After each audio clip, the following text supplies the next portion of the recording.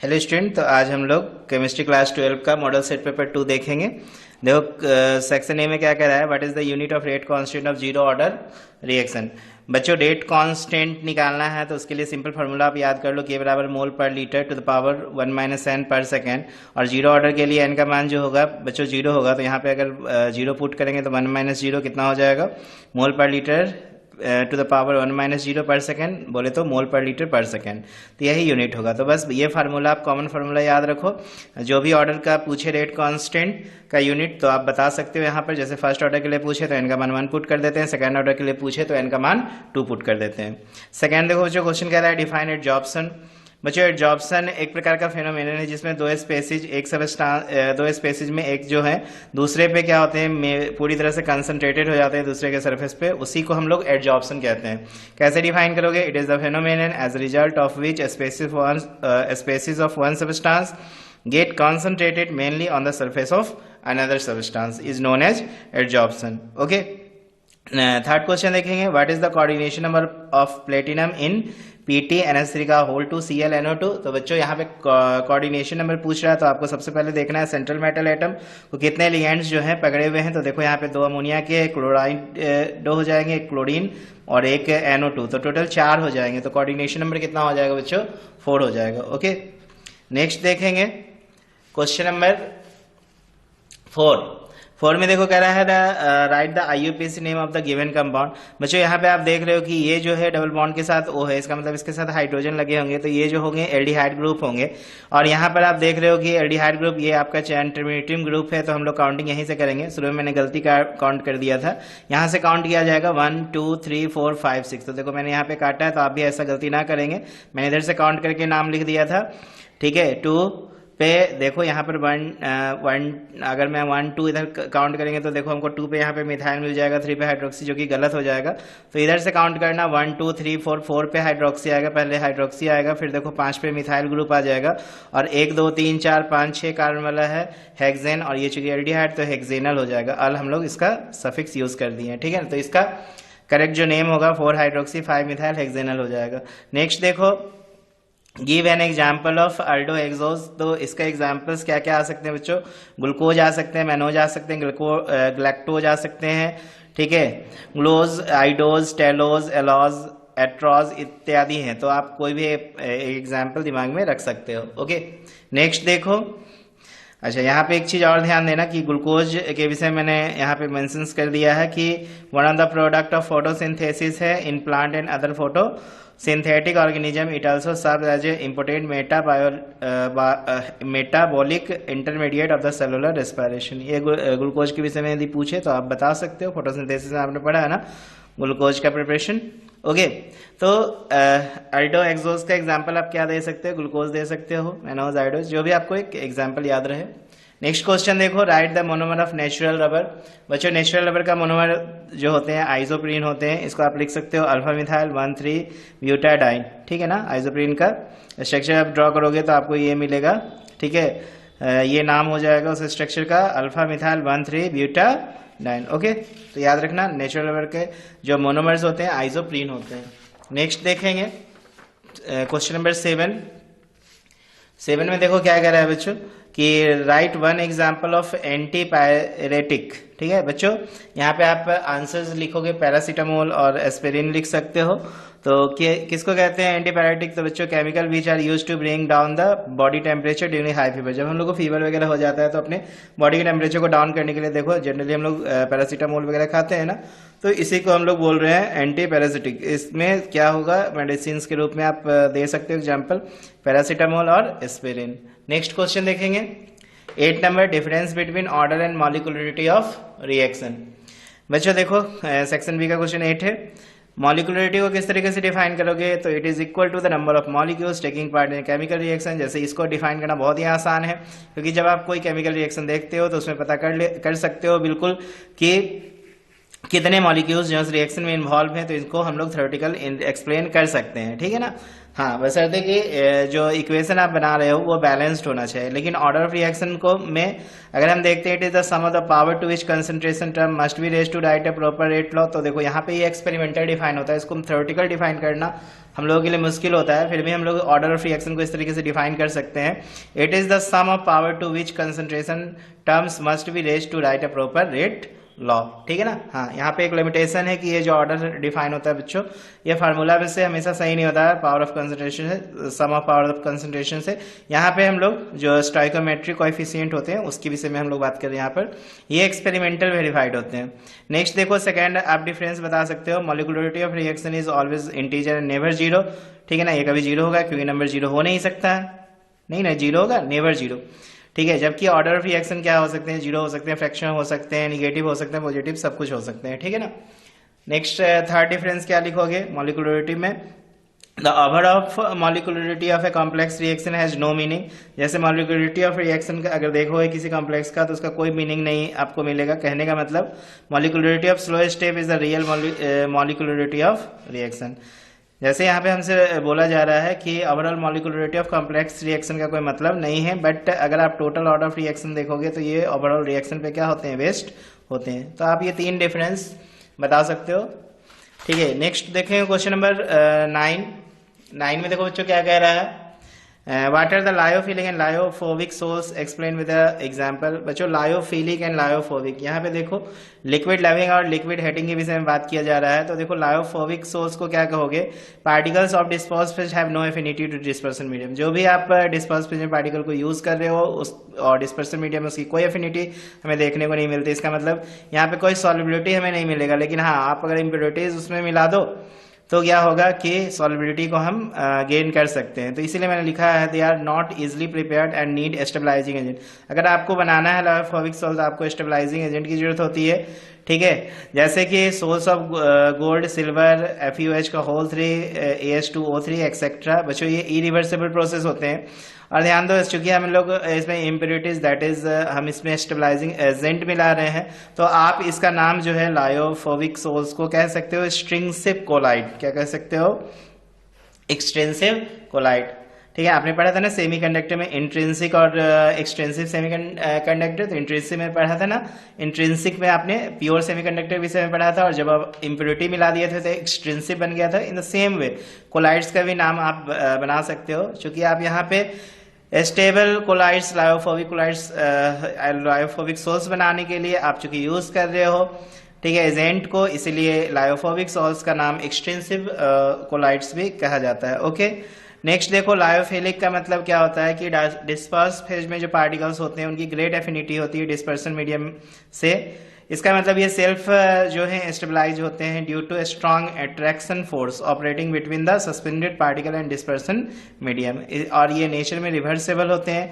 और चूंकि इनका सेल्फ कैरेक्टरिस्टिक्स है, प्योर कैरेक्टरिस्टिक्स है, तो लायोफिलिक सोल्स को आप क्या कह सकते हो, इंट्रिंसिक कोलाइड भी कह सकते हो। ओके, चलो नेक्स्ट क्वेश्चन देखो।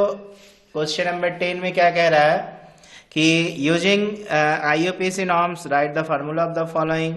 बच्चों यहाँ पे tetra amine aqua क्लोराइडो cobalt third chloride है। बच्चों यहाँ पे बच्चे बहुत ज्यादा कंफ्यूज हो जाते हैं कि यहाँ पे आप सबसे पहले तो क्या चीज को कंफ्यूज हो गए, किस चीज को लेके, तो क्लोराइड को लेके। तो आपको ये जो यहाँ पे दिया हुआ है कोबाल्ट का जो ऑक्सीडेशन स्टेट दिया हुआ है थर्ड, उसको ध्यान में रख के अगर आप क्लोरीन बैठाओगे तो ये जो आपको फार्मूला करेक्ट माना जाएगा। देखो जैसे यहाँ टेट्रा एमाइन, इसका मतलब 4 गो एमाइन है, एक्वा का मतलब एगो H2O है, क्लोराइडो का मतलब एक क्लोरीन है, एंड कोबाल्ट थर्ड। ठीक है ना, कोबाल्ट थर्ड। अब देखो इसका जब ऑक्सीडेशन नंबर निकालते हो तो अमोनिया का 0, वाटर का 0, और यहाँ पे क्लोरीन 1-1 अगर यहाँ पे पुट करोगे तो यहाँ पे 3 लाने के लिए आपको 2 क्लोरीन और बाहर में ऐड करना पड़ेगा। तो CONH3 का होल 4 H2O Cl, और इस कोऑर्डिनेशन स्टेट को क्लोज करके आप Cl2 लिखते हो। तो देखो यहाँ पे आप कोबाल्ट का 3 ऑक्सीडेशन स्टेट बिल्कुल निकाल सकते हो ना, x + 4 × 0 + 0 + -1 + 2 × -1 बराबर देखो 0, तो x - 1 - 2 बराबर 0, तो x बराबर देखो +3, तो वही यहाँ पर मेंशन किए हैं।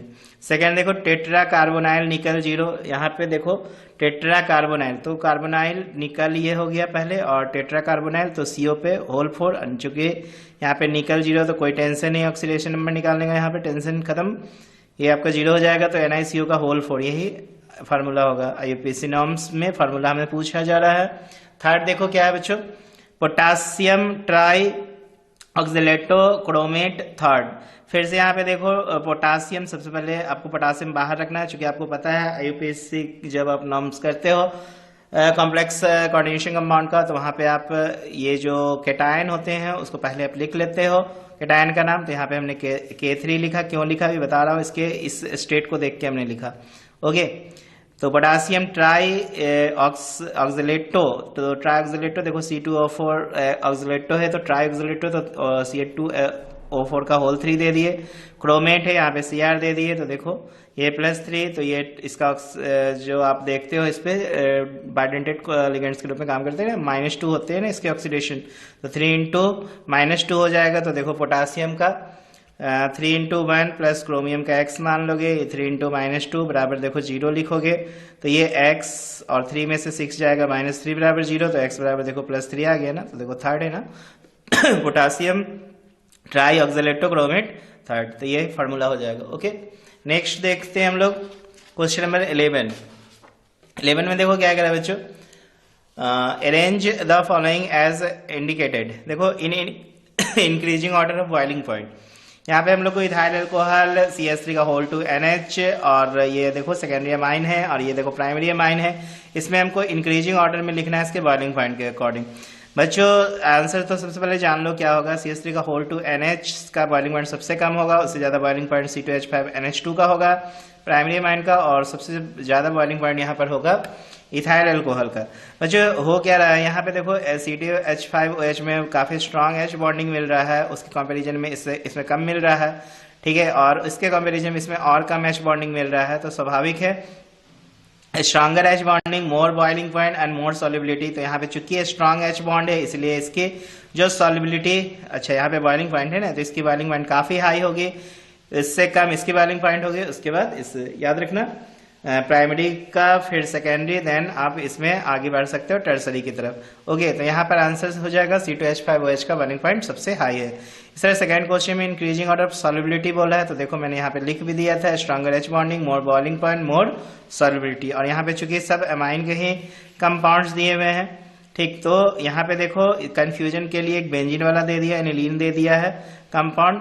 तो सबसे पहले मैं बता दूं बेंजीन जो है एनिलीन का, ये बॉइलिंग पॉइंट सॉल्युबिलिटी पूछ रहा है ना, तो इसकी सॉल्युबिलिटी सबसे कम होगी। इसके बाद जो होगी सॉल्युबिलिटी किसकी ज्यादा होगी, तो सेकेंडरी अमाइन की होगी, और सबसे ज्यादा सॉल्युबिलिटी होगी प्राइमरी अमाइन का। यहाँ पे देखो ये भी H बॉन्ड अच्छा बनाएगा, इससे कम ये H बॉन्ड बनाएगा। यहाँ पे क्या प्रॉब्लम होगा, तो देखो यहाँ पे मैंने लिख दिया है कि as more H bonding more solubility due to the lone pair of aniline is involve in conjugation. अब देखो lone pair of aniline is involve in conjugation with ring, यहाँ पे क्या बना दिया, एनिलीन का आपको रिंग मिल रहा है, जैसे कि H बॉन्डिंग का स्ट्रेंथ घट जा रहा है, घटने की वजह से इसकी सॉल्युबिलिटी क्या हो रही है, घट जा रही है। तो करेक्ट आंसर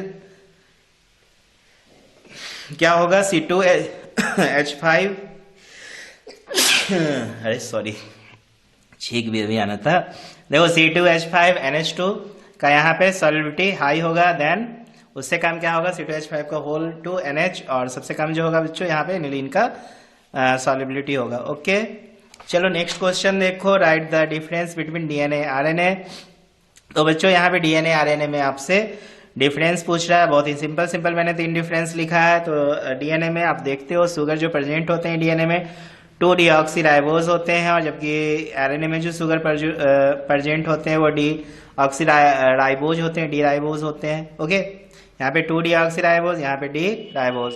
DNA में देखो जो होते हैं साइटोसिन और थाइमीन होते हैं पायरिमिडिन बेसिस के रूप में, जबकि RNA में साइटोसिन और यूरेसिल होते हैं एज ए पायरिमिडिन बेसिस के रूप में।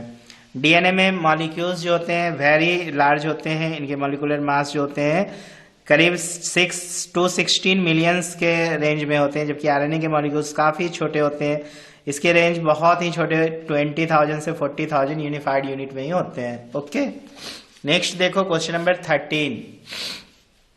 13 में देखो explain with example addition polymerisation and condensation polymerisation.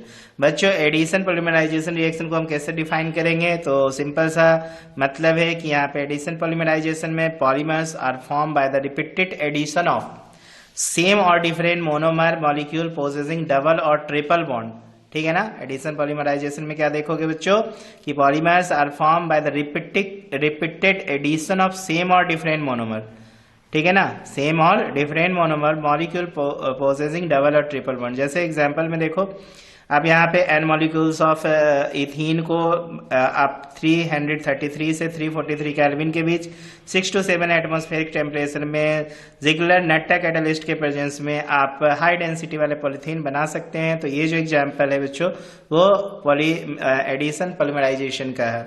Second देखो कंडेंसेशन पॉलीमराइजेशन रिएक्शन का कैसे डिफाइन करेंगे, तो इसमें क्या होंगे कि polymers are form by the repeated condensation reaction between the different bifunctional and trifunctional monomer unit. जैसे कि यहाँ पे बेसिकली हम लोग क्या देखते हैं कि एलिमिनेशन ऑफ स्मॉल मॉलिक्यूल जैसे वाटर, अल्कोहल, हाइड्रोजन क्लोराइड होते हैं, ठीक है, एंड पॉलीमर्स का निर्माण करते हैं जैसे कि नायलॉन 6,6, नायलॉन, टेरिलीन इत्यादि आप एग्जाम्पल दे सकते हो कंडेंसेशन पॉलीमराइजेशन का, ठीक है ना, याद रखना। नेक्स्ट देखो क्वेश्चन नंबर 14 में देखो क्या कह रहा है कि right the short note on antacid and disinfectants. करने का मतलब यहाँ बच्चों एंटासिड को कैसे डिफाइन करेंगे, तो these are used to neutralise excess of gastric acid, ठीक है। यहाँ पर देखो जब हम लोग को एसिडिटी हो जाती है तो उसको तुरंत न्यूट्रलाइज करने के लिए हम लोग एंटासिड का यूज करते हैं, ठीक है। यहाँ पे एग्जाम्पल में आप एंटासिड के रूप में लिख सकते हो sodium bicarbonate, sodium citrate, magnesium salt, aluminium hydroxide gel etcetera. ये जो है एंटासिड के एग्जाम्पल हैं, ये तुरंत एक्सेस एसिडिटी को न्यूट्रलाइज करने में काम करता है। ये जो डिसइंफेक्टेंट्स जो होते हैं ये क्या होते हैं, these are used to completely destroy the microorganism and harmful to human tissue. Example phenol, chlorine, potassium permanganate, sulphur dioxide, bleaching powder et cetera आप इसका एग्जाम्पल ले सकते हो। ओके, ये देखो काफी माइक्रो ऑर्गेनिज्म मानने में ये काफी जो होते हैं इंपोर्टेंट होते हैं, ठीक है ना। ओके, लेकिन हमारे लिए काफी हार्मफुल है। ओके, नेक्स्ट देखो सेक्शन सी में क्वेश्चन नंबर 15 में क्या कह रहा है कि the reaction between A and B is the first order with respect to A and zero order with respect to B, fill in the blanks with the following table. बच्चों यहाँ पे कह रहा है कि रिएक्शन जो है ए और बी में ए फर्स्ट ऑर्डर से बिलोंग कर रहा है और बी जो है जीरो ऑर्डर से बिलोंग कर रहा है। इसका मतलब रेट एक्सप्रेशन जो आप लिखोगे आर बराबर के कंसंट्रेशन ए पे पावर, देखो ए रिएक्शन देखो बिटवीन ए और बी के बीच रिएक्शन है तो ए पे पावर 1 देंगे क्योंकि ए जो है फर्स्ट ऑर्डर से बिलोंग कर रहा है और बी पे पावर 0 देंगे क्योंकि ए जीरो ऑर्डर से बिलोंग कर रहा है। तो ये रेट कांस्टेंट का रेट एक्सप्रेशन हो गया आर बराबर के कंसंट्रेशन ऑफ ए। अब यहाँ पे एक्सपेरिमेंट 1 के लिए देखो सब कुछ तो दिया ही हुआ है तो हम इसकी मदद से क्या करेंगे, के निकाल लेंगे। क्या करेंगे बच्चों, के, तो आर बराबर के, तो आर का वैल्यू यहाँ पे ये वाला पुट करना, फिर यहाँ पे सब वैल्यू पुट करोगे तो के का मान निकलेगा और यही के की वैल्यू जो है रेट कांस्टेंट को हम एक्सपेरिमेंट 2, 3, 4 में यूज करेंगे। तो देखो एक्सपेरिमेंट 2 में क्या हो जाएगा, इसको हमें यहाँ पे निकालना है कंसंट्रेशन ए का निकालना है मोल पर लीटर में। तो देखो यहाँ पे रेट बराबर हम लोग के ए, अब ए का कंसंट्रेशन निकालने के लिए 0.2 से क्या करेंगे डिवाइड करेंगे, के का जो वैल्यू हमने निकाला है यहाँ पर कंसंट्रेशन जो निकलेगा वो 0.2 मोल पर लीटर हो जाएगा ए का, ठीक है ना। एक्सपेरिमेंट 3 के लिए फिर हमें क्या निकालना है, तो एक्सपेरिमेंट 3 में हमें देखो इनिशियल रेट निकालना है इसका। तो इनिशियल रेट निकालने के लिए सिंपल आप फार्मूला लगा दो आर बराबर के कंसंट्रेशन ऑफ ए। तो यहाँ पे ए आप कंसंट्रेशन का वैल्यू ऑलरेडी यहाँ पे दिया है 0.4, तो आपको क्या करना है पुट कर देना है डायरेक्टली। फिर एक्सपेरिमेंट 4 में देखो आपको क्या कह रहा है, एक्सपेरिमेंट 4 में कंसंट्रेशन ए ही निकालना है क्योंकि बी से तो देखो बिल्कुल फ्री है, ये जीरो ऑर्डर से बिलोंग कर रहा है तो बी का कंसंट्रेशन का यहाँ पे कोई हेल्प हमें नहीं लेना है, ठीक है ना।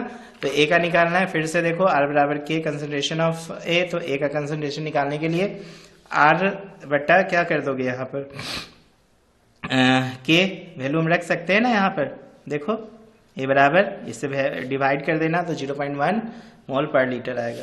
नेक्स्ट क्वेश्चन देखो बच्चों, क्वेश्चन नंबर 16 में क्या कह रहा है कि right the monomer of the following polymer.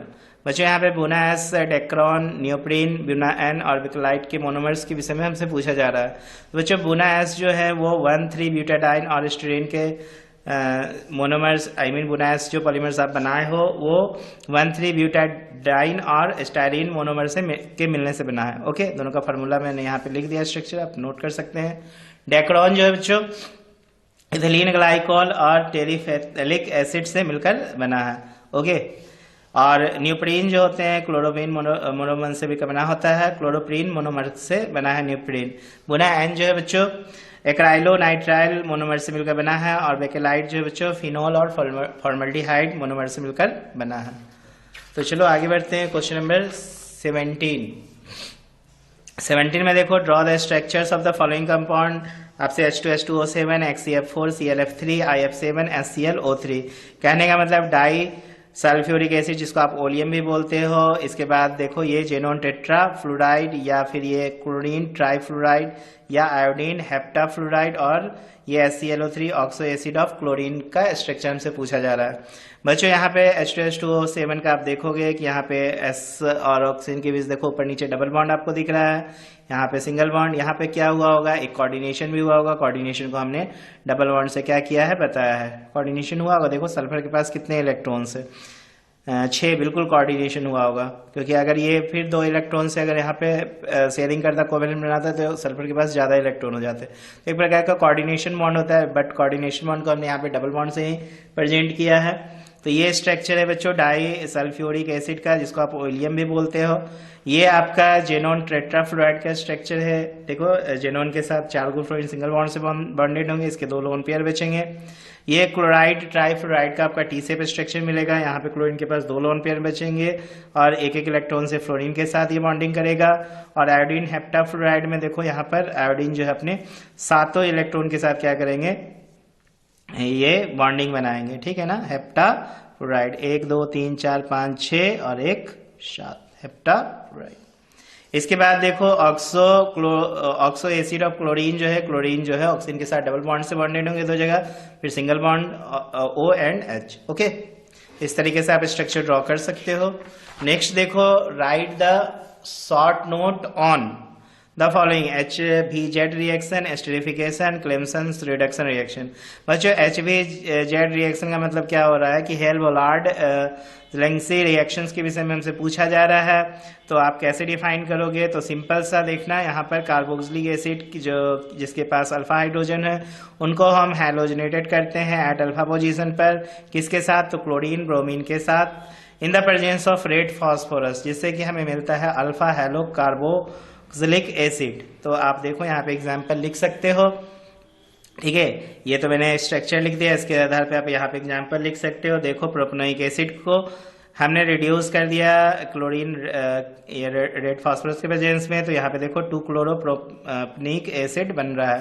तो ये रिएक्शन जो है HVZ रिएक्शन है, तो आप पूरा लिख सकते हो इसको। नेक्स्ट देखेंगे हम लोग एस्टेरिफिकेशन। बच्चों एस्टेरिफिकेशन का मतलब एस्टर बनने की प्रक्रिया, ठीक है। तो एस्टरिफिकेशन एक केमिकल रिएक्शन है जिसमें एटलीस्ट 1 एस्टर फॉर्म होते हैं, ठीक है ना, लिख सकते हो ना।